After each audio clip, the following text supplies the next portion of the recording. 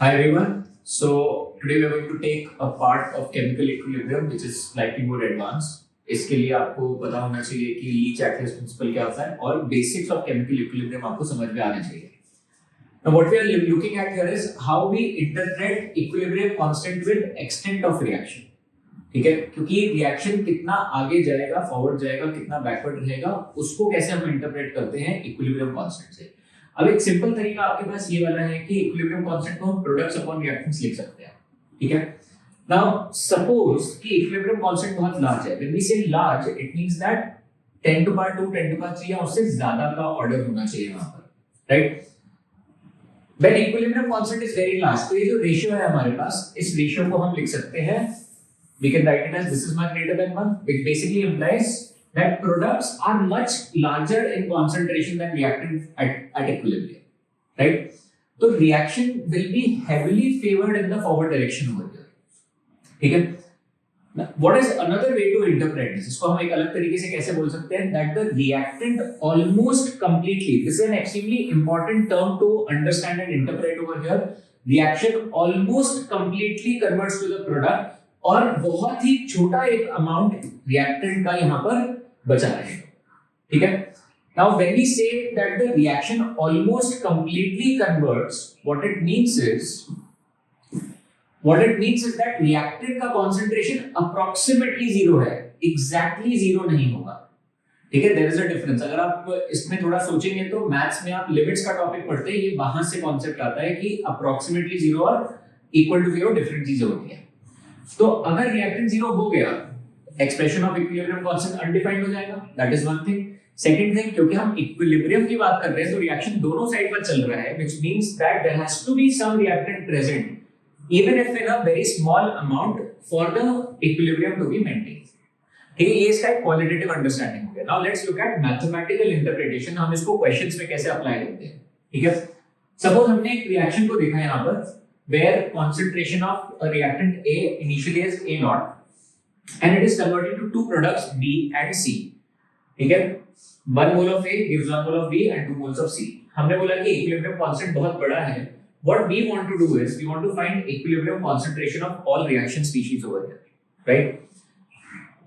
Initial time पे A naught amount है, B और C कुछ भी प्रेजेंट नहीं है. हमने बोला इक्विलिब्रियम तक लेट्स से x अमाउंट यहाँ पर A का यूज अप हो चुका है. B कितना बनेगा, क्योंकि A और B में 1:1 का रेशियो है तो B x अमाउंट बनेगा, और A और C में 1:2 का रेशियो है तो यहाँ पर 2x अमाउंट बन गया. अब इसके आगे का interpretation is the key, so that आपका मैथ्स इसमें सिंपलीफाई हो जाए. क्योंकि इक्विलिब्रियम कांस्टेंट बहुत ज्यादा है तो हमने बोला कि A naught minus x तो ऑलमोस्ट जीरो हो जाएगा. If it is almost zero I can say that A naught is almost equal to x, right. So we can write that x जो है यहाँ पर, because A naught is almost equal to x is almost equal to A naught and 2x will be 2A naught. But क्या हम यहाँ पे zero लिखेंगे? नहीं. यहाँ पर हमने इसको कुछ एक y बोला जो कि एक बहुत छोटी वैल्यू है, राइट. एंड अगर ये अप्रोक्सीमेशन आपको समझ में आ गया तो क्वेश्चन एकदम आराम से हो जाता है. आपका एप्लीकेशन पार्ट बहुत स्ट्रांग हो जाएगा, राइट. नाउ इक्विलिब्रियम कांस्टेंट का एक्सप्रेशन लिखेंगे, reactant products upon reactants. So we have c square into b upon a, which means that now we will put the values of c, b and a from here. c का value है 2a naught, b का value है a naught and a जो remaining है वो है y. सो आपको directly यहां पर आ गया result 4a naught cube by k equilibrium. So the equilibrium concentration of a is 4a naught cube by k equilibrium. b के लिए आएगा a naught और c के लिए आएगा almost 2a naught. ठीक है. Now what is another way to interpret this? और ये इंटरप्रिटेशन आपको बहुत अलग-अलग जगह पर हेल्प करेगा. हमने बोला कि इक्विलिब्रियम कांस्टेंट बहुत बड़ा है और it is almost equal to the amount dissociated x is almost equal to the initial concentration. लेकिन हमको पता है एक और तरीका लिखने का क्या होता है, x is equal to degree of dissociation into A naught, right? क्योंकि x almost A naught के बराबर है तो इस पर्टिकुलर इक्वेशन में, एक्सप्रेशन में ये A naught हो गया, ये आपस में कैंसिल हो गए, यानी कि alpha is almost equal to 1, which means that the reaction species are almost 100% dissociated. This is actually the case for strong electrolytes, क्योंकि strong electrolytes almost 100% dissociate हो जाते हैं, like HCl. HCl में आपका equilibrium constant 10 to the power 5 होता है. तो ऐसी स्पीशीज के लिए हमें इक्विलिब्रियम एक्चुअली कंसीडर करने की जरूरत नहीं होती है। जब HCl डिसोसिएट करता है हम यहाँ पर उसको जीरो तो ले लेते हैं, लेकिन वो एक्चुअली जीरो होता नहीं है, बहुत एक स्मॉल अमाउंट सॉल्यूशन में रहता है, but it is negligibly small that we can assume that it is almost 100% dissociated, right? Now let's go ahead over here. ये हमने इंटरप्रिटेशन किया है इसका with respect to strong electrolytes। अब इसका एक क्वेश्चन देखते हैं। हमने बोला कि हमारे पास कोई कंपाउंड है A जो ट्राइमराइज कर रहा है। ट्राइमराइज मतलब कि 3 A मॉलिक्यूल मिलकर A3 बना रहे हैं, और उसका जो इक्विलिब्रियम कांस्टेंट है Kc, that is extremely high, it is 10 to the power 6। We are starting with 2 moles of A in a 1.5 liter container.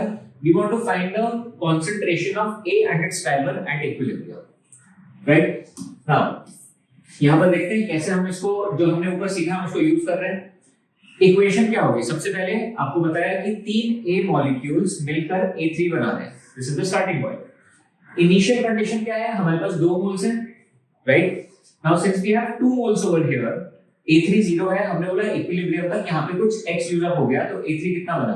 Because there is a 3:1 ratio, so A3 will be formed X/3. लेकिन if my equilibrium constant is very large, as we have understood, तो मैं यहाँ पर क्या approximation ले सकता हूँ? 2 minus X, यानी कि A का जो अमाउंट है इनिशियल वो ऑलमोस्ट पूरा यूज अप हो गया, which means that X is almost equal to 2। तो यहाँ पर इसको यूज करके हम क्या लिख सकते हैं? X/3 का मतलब दिस इज ऑलमोस्ट 2/3, और 2 माइनस x को हमने वापस कुछ y मान लिया जो कि एक बहुत छोटा अमाउंट है सॉल्यूशन में, that maintains the equilibrium. Now again writing the expression for Kc। Kc के लिए हमने लिखा प्रोडक्ट्स A3 का concentration upon reactants raise to their power which is A का क्यूब। नाउ A3 कितना है? कंसंट्रेशन मोल्स इज 2/3, ऊपर हम मोल्स के साथ काम कर रहे थे, divide by the volume which is 1.5, and A का concentration कितना होगा? It is by moles of A divided by volume which is 1.5. Now we put in the values in this। अब एक सिंपल इक्वेशन बन गया सिंगल वेरिएबल में, और आप यहाँ पर देख सकते हैं कि y क्यूब क्रॉस मल्टीप्लाई करने पर y क्यूब का एक्सप्रेशन आएगा, and you can easily find out the amount of A remaining in the solution. So the key part over here, the key skill set that you have to develop over here is how to take these approximations so that you can simplify the maths। अगर आप यहाँ पे approximation नहीं ले पाएंगे तो ये question करना आपके लिए बहुत मुश्किल हो जाएगा। लेट्स सी कि if we don't know how to take the approximation then what is the mathematical form that we get. हमने बोला Kc किसके बराबर है? A to the power 3, sorry A3 divided by A cube. A3 कितना है हमारा? X/3, और A cube है हमारा 2 minus X, and this will also be divided by the volume 1.5, this will be divided by the volume 1.5, और इस पूरे का क्यूब लेना है। इफेक्टिवली हम कह रहे हैं कि यहाँ पे अगर हम इसको क्रॉस मल्टीप्लाई करेंगे तो हमको एक क्यूबिक इक्वेशन मिलेगा। नाउ क्यूबिक इक्वेशन को सॉल्व करना आसान नहीं होता है, right? But if you understand how to take approximations then you get a single variable equation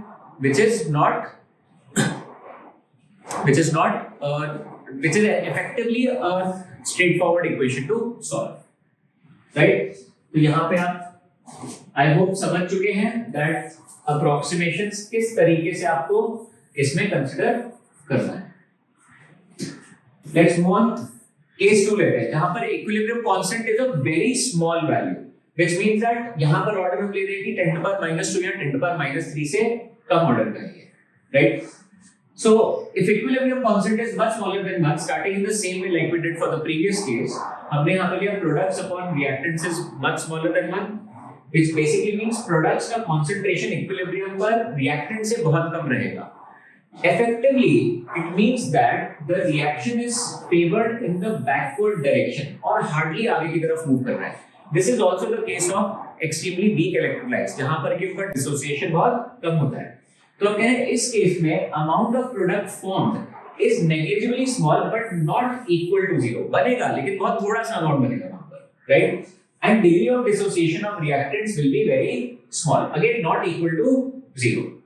what is the mathematical interpretation of this? How do we look at it?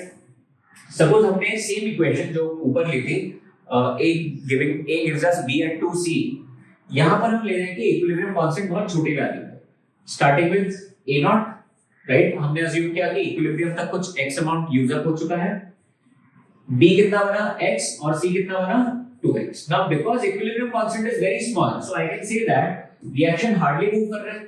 इसका मतलब क्या हुआ कि x जो है, जो अमाउंट a का dissociate किया है हमने, वो बहुत ही छोटा अमाउंट है. This is almost zero. इसका मतलब a0 minus x is almost the same as a0. But क्या मैं फिर यहाँ पर इन दोनों को जीरो पुट कर सकता हूँ, इधर जीरो और इधर जीरो? नहीं, बिकॉज अगर उसको जीरो पुट कर दिया तो हमारे पास इक्विलिब्रियम कांस्टेंट का एक्सप्रेशन ही नहीं डिफाइन होगा, right? Now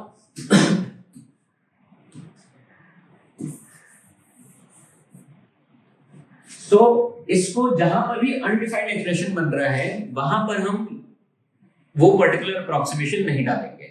we will only put the approximation जहां पे एक्सप्रेशन डिफाइन होकर मिल रहा है.